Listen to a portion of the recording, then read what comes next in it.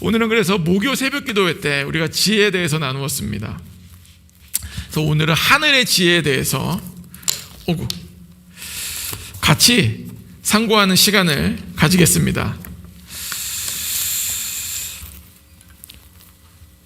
오늘 이 지혜에 대한 말씀을 들으면서 중요한 거는 마인드가 바뀌기를 예수 이름 축복합니다.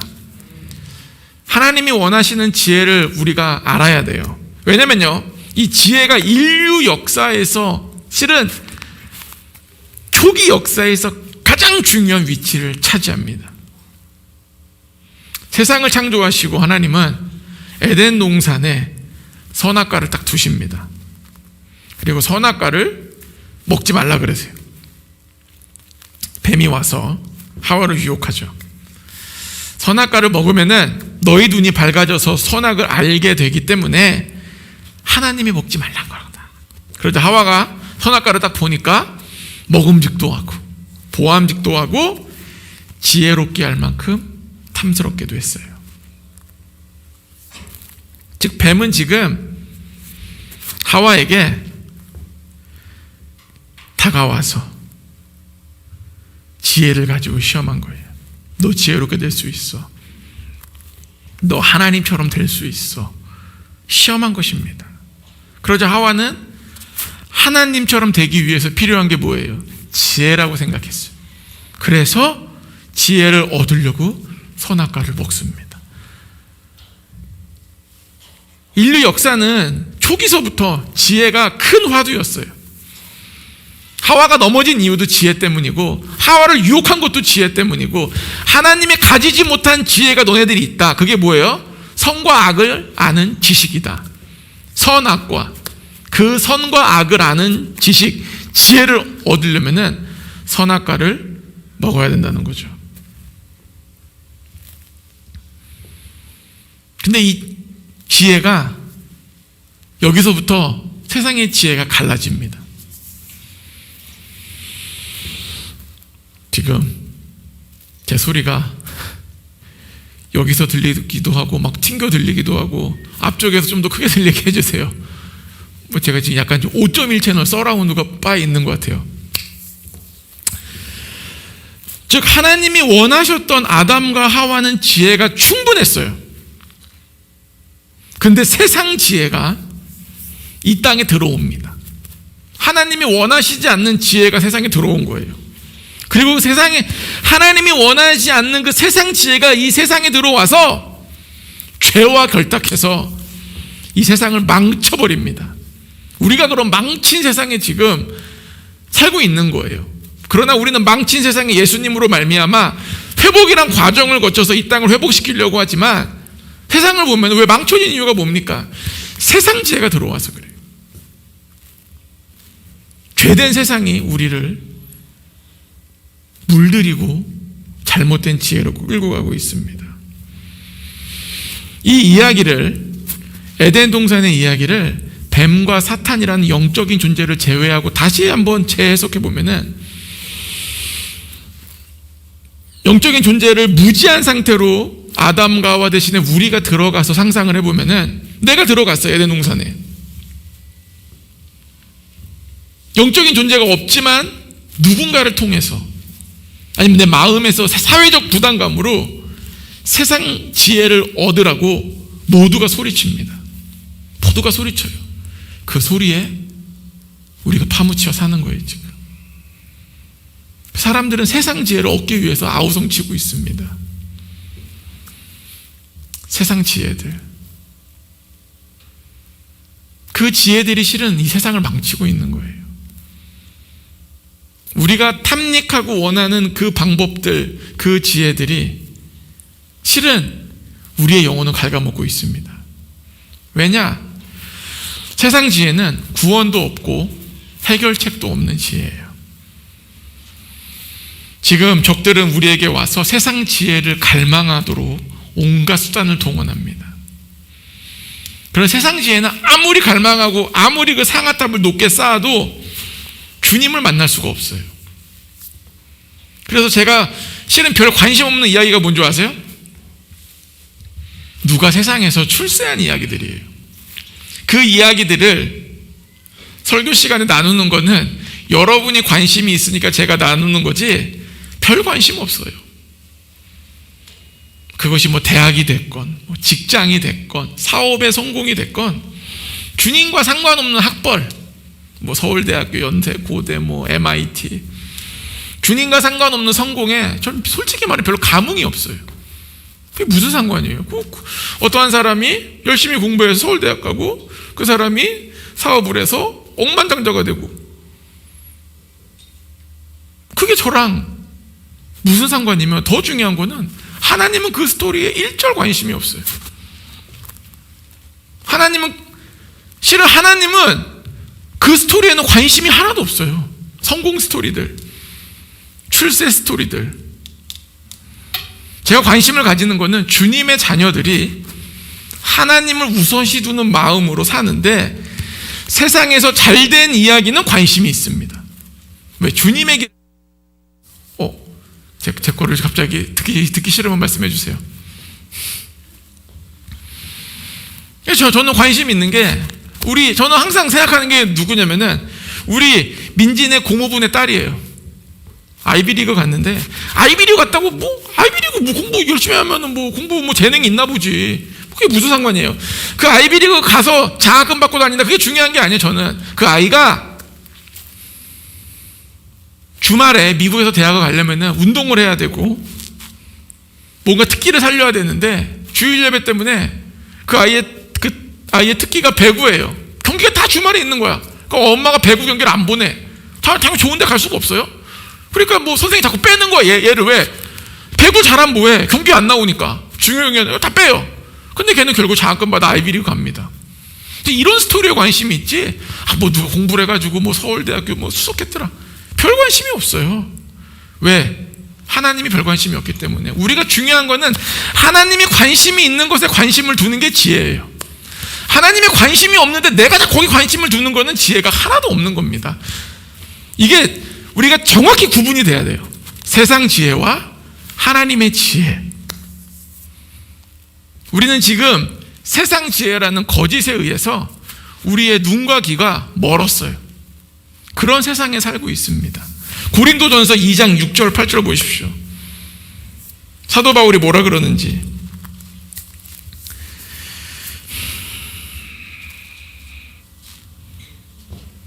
고린도전서 2장 6절 8절이요. 제가 읽겠습니다. 먼저 6절. 그러나 우리가 온전한 자들 중에서는 지혜를 말하노니 이는 이 세상의 지혜가 아니요 이 세상에 없어질 통치자들의 지혜도 아니요 오직 은밀한 가운데 있는 하나님의 지혜를 말하는 것으로서 곧 감추었던 것인데 하나님이 우리의 영광을 위하여 만세전에 미리 정하신 것이라. 자, 보십시오. 지금 사도 바울이 우리에게 세상 지혜와 통치자의 지혜와 하나님의 지혜를 대비시키고 있어요. 사도 바울은 그 개념이 명확했어요.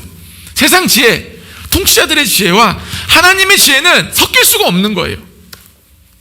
교집합이 없어요. 대비시킵니다. 즉 우리도 먼저 지혜로운 사람이 되려면은 세상 지혜와 하나님의 지혜를 구분할 줄 알아야 돼요.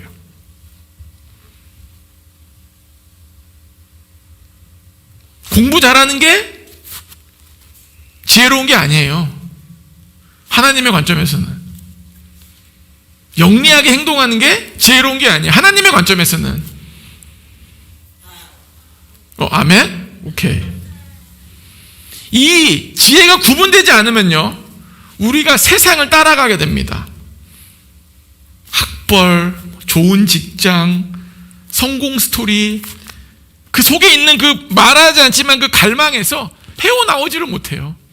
그게 너무, 말은 하지 않지만 너무 좋은 거야. 누가 서울대 갔대. 누가 임원이 됐대. 회장이 됐대. 사장이 됐대. 마치 대단한 것처럼 생각합니다. 근데 솔직히 말하면요, 하나도 안 대단해요. 하나님의 관점에서는. 하나님은 별 관심 없어요. 우리야 삼성전자의 이재용 회장한테 관심이 있지만 하나님은 일절 관심 없어요. 하나님은 차라리 여기서 지금 고민스럽고 넘어진 사람에게 관심이 있습니다. 그게 하나님의 마음이에요. 하나님은 하나님의 자녀에 관심이 있지 세상에서 특출한 사람들, 예수님이 이 땅에 오셔가지고요, 그 유명하고 뭐 지혜롭고 학벌 좋은 사람들 얘기 꺼내지도 않아요. 예수님의 관점은 병들고 아파하고 그런 사람들을 찾아다니십니다. 그러니까 우리가 마치 대단한 것이 무엇인지를 정확히 알아야 돼요. 이것에 대한 구분점이 없으면요, 결국 우리도 하나님의 이름을 부르지만 세상을 따라가는 사람이 되는 거예요. 좁은 길을 가고 싶으면은 좁은 길을 선택해야죠. 좁은 길을 가면서 넓은 길에 대한 동경함과 넓은 길에 대한 기대감을 갖고 좁은 길을 가니까 마음이 어려운 겁니다. 솔직히 말하면 저도 뭐 가요가은 좋은 대학 가면 좋죠. 저는 그러나 그거 별로 관심 없어요. 그건 자기 인생을 주님께서 작정한 거고, 더 중요한 거는 아이들이 주님을 열심히 믿냐예요. 그럼 하나님 책임져 주시겠죠. 저는 우리 모두가 같은 마음인 줄로 믿습니다. 그렇다고 좋은 대학 가는 게 뭐 나쁘냐? 아니에요. 뭐 진급하는 게 나쁘냐? 아니에요. 좋은 회사 가는 게 나쁘냐? 그게 아니에요. 중요한 거는 이 모든 것들은 주님을 따라가다 보면은 주님이 알아서 해주시는 거라는 거죠. 우리가 주님과 세상의 그 무엇인가를 접점을 자꾸 찾으려고 그러는데, 접점을 찾으지 말고 나의 삶에서 하나님의 길을 따를 생각을 먼저 해야 돼요. 왜? 우리 가영이가 막 서울대학교 간다고 제가 워낙 간증해서, 가영이가 서울대 갔습니다, 전체 수석입니다. 하나님 별 관심 없어요. 가영이가 예배도 열심히 안 드리고 성경도 안 보고 맨날 학원만 따라다니고 문제집만 집에서 풀고 그러다 서울대학 갔다고? 전 별로 안 기쁠 것 같아요. 기쁘지만 답답할 것 같아요. 저렇게 살아도 되나? 이 정도보다 더, 저보다 더 극단적인 사람들이 우리 교회에 있어야 돼요. 아멘? 너무 극단적인가요? 아니에요. 사도 바울이 그러잖아요. 지금 통치자들의 권세, 세상 지혜야. 사도 바울은 대단한 사람이었어요. 다 갖춘 사람이었어요. 학벌이면 학벌, 돈이면 돈, 명예면 명예, 다 있는 사람이에요. 그 사람이 이런 얘기를 하는 거예요. 왜? 성령님이 그렇게 쓰라는 거죠. 8절 보십시오. 이 지혜는, 진짜 지혜를, 세상 지혜가 아니라 하나님의 지혜는 이 세대의 통치자들이 한 사람도 알지 못해요. 잘 보십시오. 하나님의 지혜는 이 세상에서 아무리 뛰어난 사람도 한 사람도 알지 못해요. 세상 지혜는 하나님의 지혜에 근접할 수도 없고 사닥다리도 없어요. 한 사람도 알지 못합니다. 만일 알았더라면 영광의 주로 십자가에 못 박지 아니하였으리라. 세상 지혜로는 예수님을 알 길이 단 1도 없다는 거예요. 사도 바울이 얘기하는 겁니다. 우리의 삶의 목적이 뭡니까? 예수님을 닮아가는 거잖아요. 예수님을 닮으려면 예수님을 알아야 됩니다. 예수님을 알아야지만 왕의 자녀로 살 수 있고, 예수님을 알면 알수록 진짜 지혜가 나에게 주어집니다. 세상 지혜가 아니라.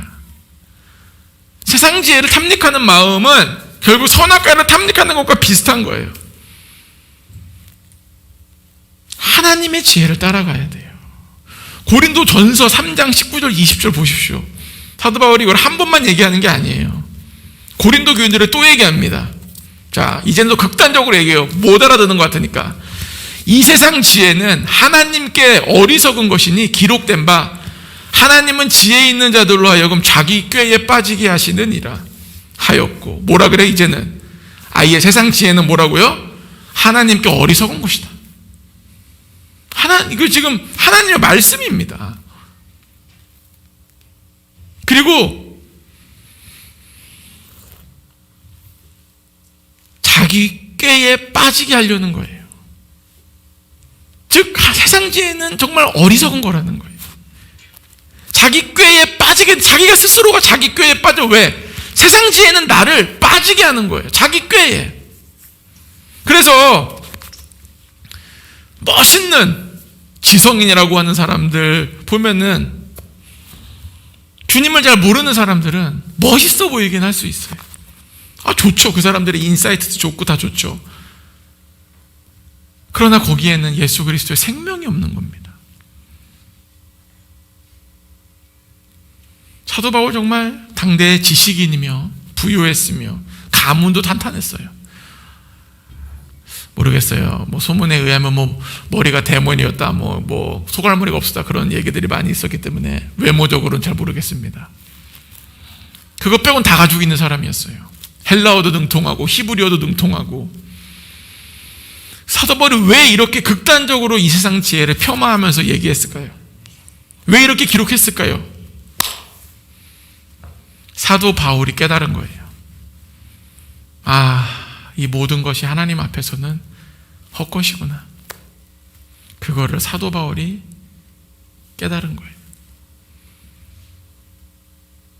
우리는 이걸 언제 깨닫는 줄 아세요? 죽기 전에 깨닫습니다. 보통 사람들은 마지막 병원에 누워서 죽음을 기다리면서 그때야 모두가 깨달아요.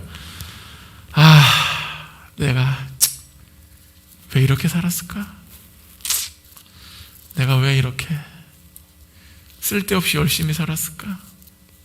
그때서야 깨닫는 거예요. 내가 왜 우리는 그때 깨닫지 맙시다. 지금 깨달아야 돼요. 세상에서 주는 지혜, 우리를 결국 좋아 보이지만 안개와 같은 겁니다. 20절 보십시오.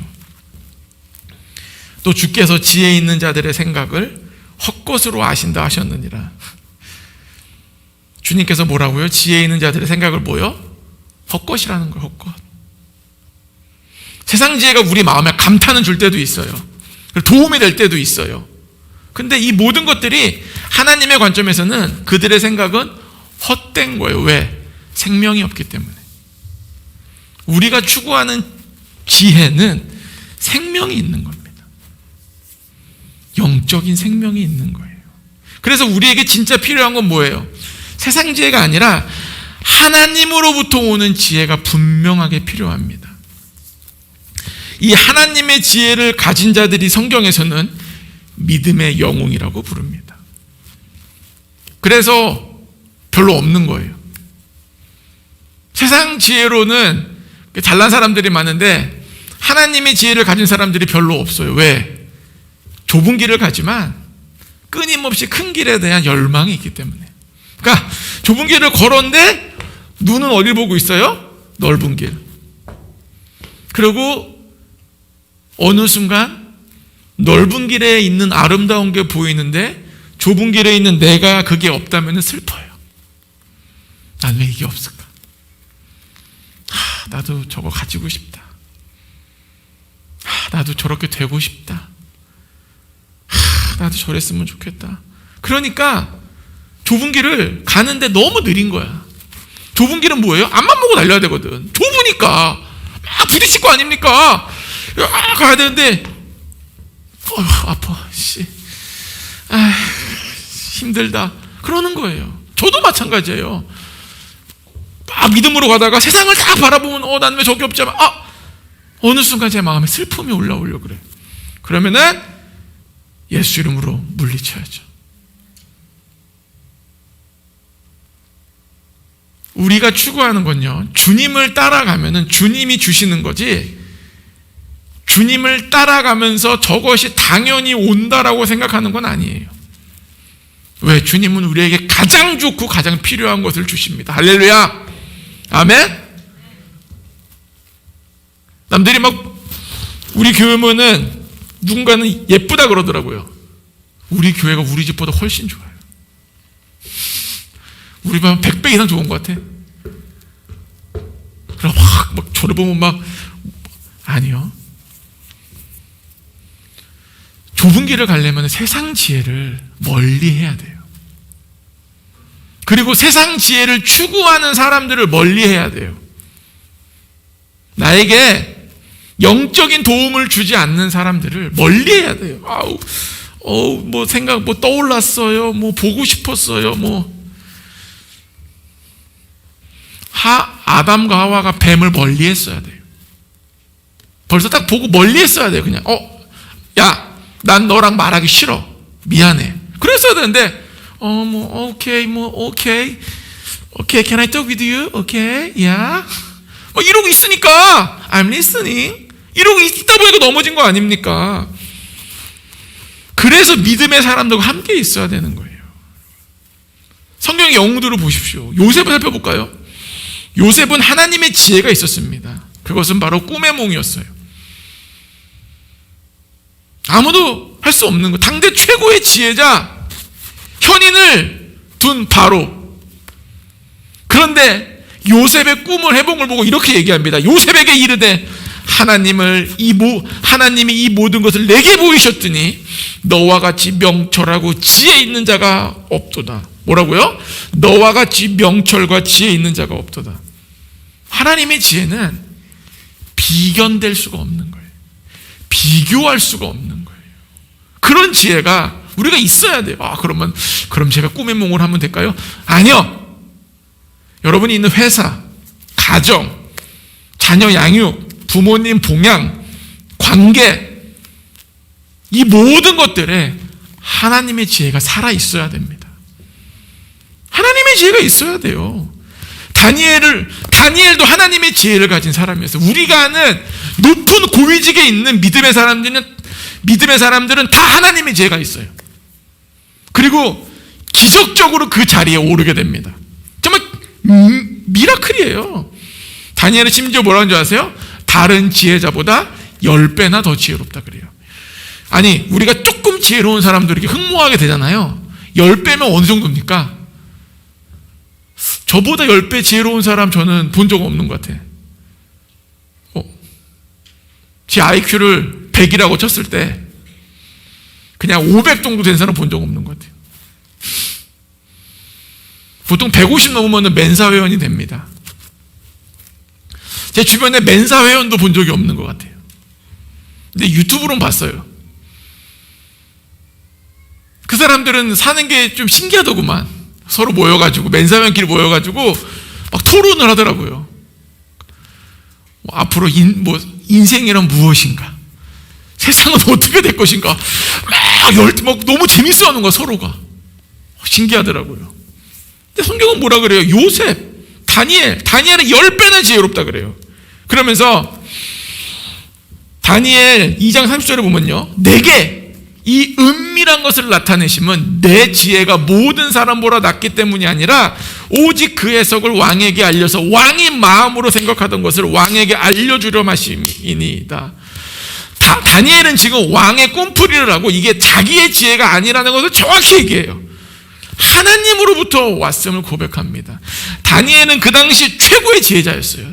다니엘을 따라갈 자가 없어. 왜? 조금 좋은 게 아니라 10배나 좋은데 무슨 말이나 섞어먹을 수 있겠어요? 근데 그 10배나 뛰어난 사람이 뭐라 그래요? 하나님으로부터 왔습니다.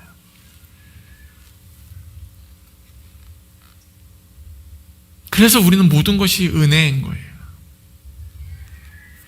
이 당대 다른 사람보다가 아니라 그 당시의 지혜자들보다 10배나 뛰어난 다니엘, 놀라운 일을 겪습니다. 다니엘서 9장 20절 22절 가보십시오. 자, 20장 21절 제가 읽겠습니다. 내가 이같이 말하여 기도하며 내 죄와 내 백성 이스라엘의 죄를 자복하고 내 하나님의 거룩한 산을 위하여 내 하나님 여호와 앞에 간구할 때 곧 내가 기도할 때에 이전에 환상 중에 본 그 사람 가브리엘이 빨리 날아와 저녁 제사를 드릴 때쯤에 내게 이르더니 내게 가르쳐 내게 말하여 이르되 다니엘아, 내가 이제 내게 지혜와 총명을 주려고 왔느니라. 당대 최고의 10배를 가진 다니엘에게 가브리엘이 와서 뭐라 그래요? 지혜와 총명을 주러 왔다 그래요. 이것이 하나님의 뜻이에요. 다니엘은 생각했을 거 아니 뭐 남들과 여러분 머리가 좋을수록요 답답한 사람하고 얘기를 할 수가 없어요. 뭐 대답부터가 답답해요. 답답한 거예요. 그런 거 느끼잖아요. 뭐 초등학생들하고 유치원 애들하고 막 어른들이 말싸움할 때가 있어요. 어른들이 저주죠. 왜? 얘랑 내가 무슨 얘기를 하고 있는 거냐? 아이고 알았어. 야 그래 졌다. 똑같은 거예요. 사춘기 아니냐고 막 논쟁하다가 엄마 아빠들이 왜 져줘요? 아유 됐어 알았어. 야 알았어. 야, 네 맘대로 해라. 그럼 하는 거 왜? 이거 모르니까 얘는. 다니엘이 얼마나 다른 사람과 얘기하기 힘들었을까요? 10배 뛰어난 사람이 자기는 10을 보고 얘기하는데 상대방은 1을 얘기하니까. 근데 그런 다니엘에게 가브리엘이 온 이유가 뭐라고요? 지혜와 총명을 주려 한다는 거예요. 하나님의 지혜는 끝이 없습니다. 할렐루야. 끝이 없는 거예요. 이 지혜는 하나님은 우리에게 주고자 하는 마음이 있다는 것을 우리는 분명히 성경을 통해서 알 수 있어요. 그래서 우리가 내가 무엇인가 안다고 할 때, 나 이거 좀 잘해, 나 이것 좀 알아, 그때가 아직 모르고 있는 거예요. 그래서 진짜들은요 잘 모른다 그래요. 그러고 다른 사람 말에 귀가 열려 있습니다. 배우려는 자세요. 내가 모른다고 생각하니까 배워야 되는 거예요. 근데 조금 옛날에 잘했던 적, 옛날에 좀 칭찬 좀 받았던 적, 조금 좋아진 조금 잘하는 사람들이 그대로 인생이 끝납니다. 왠 줄 아세요? 배울 수가 없어요. 왜? 내가 잘하니까.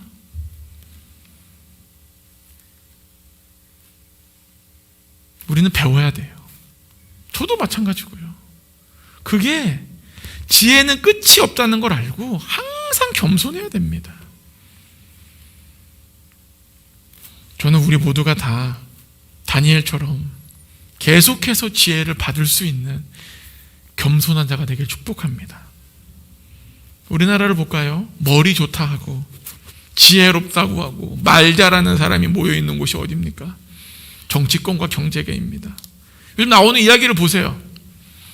무당이나 도인한테 가서 삶의 방향을 정하는 모습들. 원래 정치인들은 원래 무당을 좋아한다 그러고 그게 맞아요.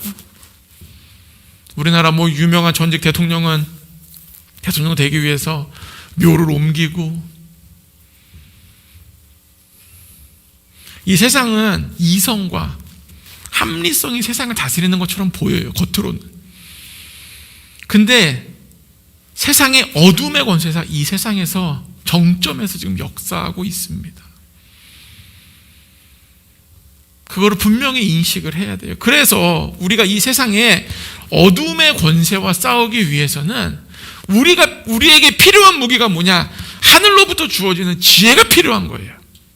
어둠의 권세를 나의 그 짤막한 지식, 어떠한 방법으로 이기려 그러다 보니까 되지가 않는 거예요. 우리가 얼마나 인간적이고 잘못된 생각을 가지고 있는지 몰라요. 여기 어떤 분들은 이명박 전 대통령 싫어하는 분도 있겠지만, 이명박 전 대통령이 대통령이 된 이유는 서울시장을 잘해서 대통령이 된 게 아니에요. 이명박 대통령이 대통령 되기 전에 미국에 갔는데 어떤 한 예언자가 와가지고 갑자기 국회의사당 그 근처인가, 백악관 근처인가에서 갑자기 딱 기도합니다. 당신이 대한민국의 대통령이 될 거라고. 갑자기 놀란 거야. 뭐야? 오 하고 기도받고. 우리나라에서도 왔는데 누가 가가지고 당신은 대통령이 될 거라고 기도하고. 하나님의 역사를 바라볼 수 있는 지혜가 있어야 돼요. 근데 이 지혜는 아무리 공부해도 얻을 수 없어요. 그게 사도 바울이 얘기하는 포인트예요. 하나님으로부터 오는 지혜는 공부한다고 얻을 수가 없는 거예요. 아무리 노력해도 얻을 수가 없는 겁니다. 이 지혜를 이사야가 이렇게 얘기합니다. 이사야서 11장 1절 2절이요. 이사야서 11장 1절 2절.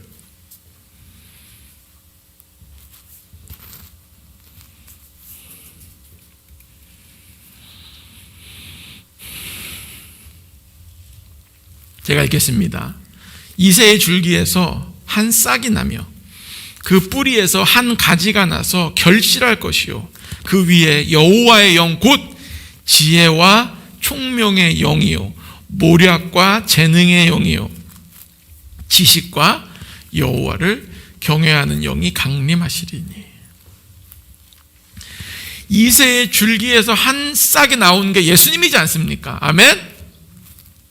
예수님 위에 지혜의 영이 있다고 성경은 기록하고 있어요. 예수님과 함께 계셨던 영이 지혜의, 여기 7명이 나오는데 그 중에 하나가 지혜의 영이라는 겁니다.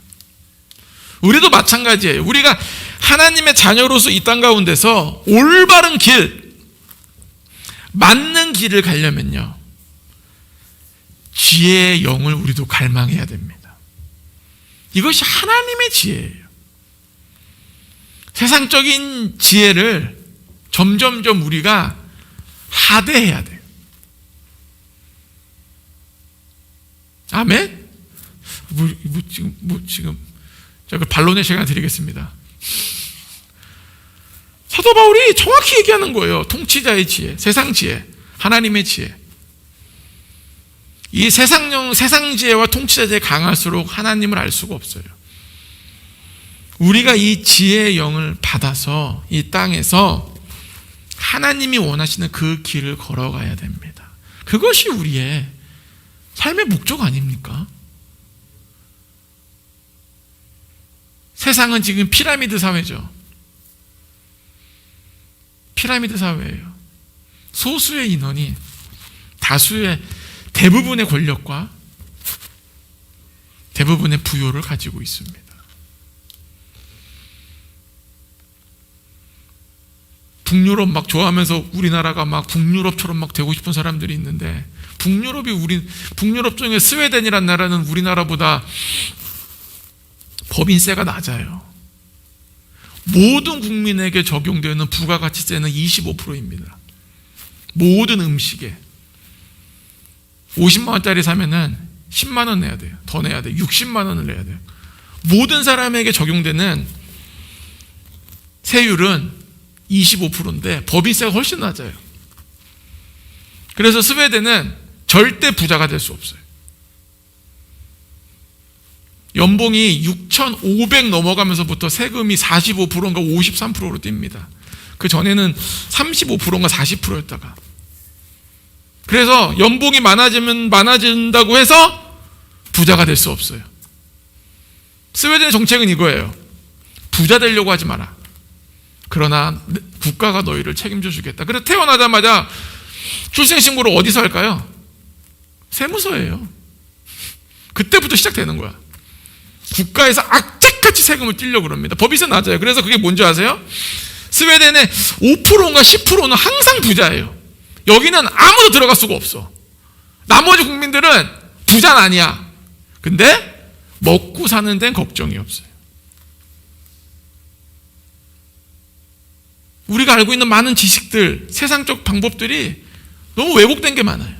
그래서 우리는 세상적인 무슨 길, 정치적인 무슨 길이 아니라 오늘 이 시간부터 우리는 하나님의 지혜로 가득 차야 됩니다.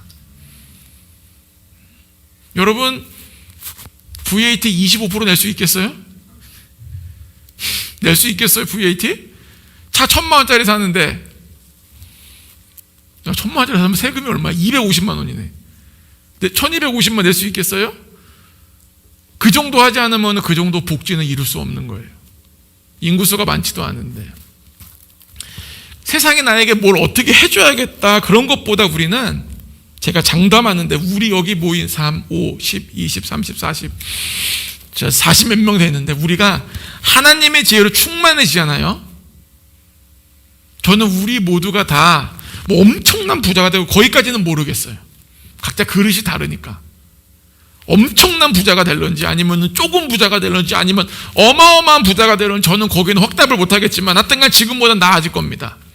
더 훨씬 좋아질 거고. 근데 제가 확실히 아는 건 뭔지 아세요? 행복해질 거예요. 돈이 많아서 불행한 것과 돈이 없어서 행복한 것, 세상은 지금 거짓말하고 있어요. 돈이 없으면 불행해야 된다, 돈이 많으면 행복하다. 그럴 수도 있지만 그렇지 않을 수도 있어요. 제가 장담하는 것은 우리는 행복해질 겁니다. 하나님의 지혜로 충만해집시다. 우리 앞으로, 우리 특히 아이들 키우고 있는 기섭인의 부부, 앞으로 하은이가 아이를 낳을 거고 또 아이를 키우고 없네. 우리 저기 아름자매님네 부부, 김영원 형님네 부부. 저는 저 아이들이 세상 지혜가 아니라 하늘의 지혜로 충만해져서 하나님의 방법으로 이 세상에서 놀라운 일을 하게 되게 축복합니다. 저도 많이 늦었어요.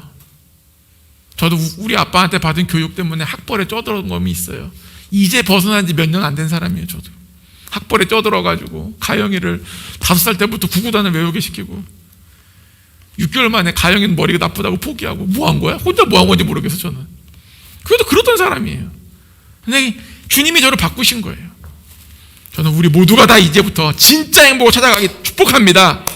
그러려면은 행복하기 원한다면 하나님의 지혜로 충만해져야 돼요. 저는 여기서 하나님의 지혜로 충만해져가지고 막 신문에 나온 사람이 많이 나왔으면 좋겠어요. 일면에 김사름 첫 줄 하나님께 영광 돌립니다. 제가 한 것이 없습니다. 내용은 모르죠. 마지막에 주님께 다시 한번 영광 드립니다. 사람아 할렐루야. 우리나라 신문 1면에 나오면 안 돼요. 폭스 TV, CNN TV 다 인터뷰하고. 저는 그런 사람들이 나오길 원하는 거예요. 무조건 뭐 놀라 그러는 게 아니에요. 하나님의 지혜가 필요합니다. 여러분 돈을 모으는 거, 돈을 아끼는 것도 다 하나님의 지혜가 필요해요. 돈은 어떨 때는 밀물처럼 들어갔다가 어떨 때는 썰물처럼 나갑니다. 그거 인생에서 다 경험해보지 않으셨어요? 경험 안 해보신 분? 또 밀물처럼 들어온 분이 없을 수가 있기 때문에 제가 뭐라고 말씀드릴 수 없지만 밀물처럼 썰물처럼 나가요. 돈은 어떻게 버냐가 중요하지 않아요. 어떻게 가지고 있냐가 중요합니다. 그래서 오늘 정말 하나님의 지혜를 갈구하는 시간을 갖겠습니다. 하나님의 지혜가 우리한테 와야 돼요. 그래야지 우리 인생이 새로워집니다. 그래야 예수님을 닮을 수 있어요. 다 같이 기도하겠습니다.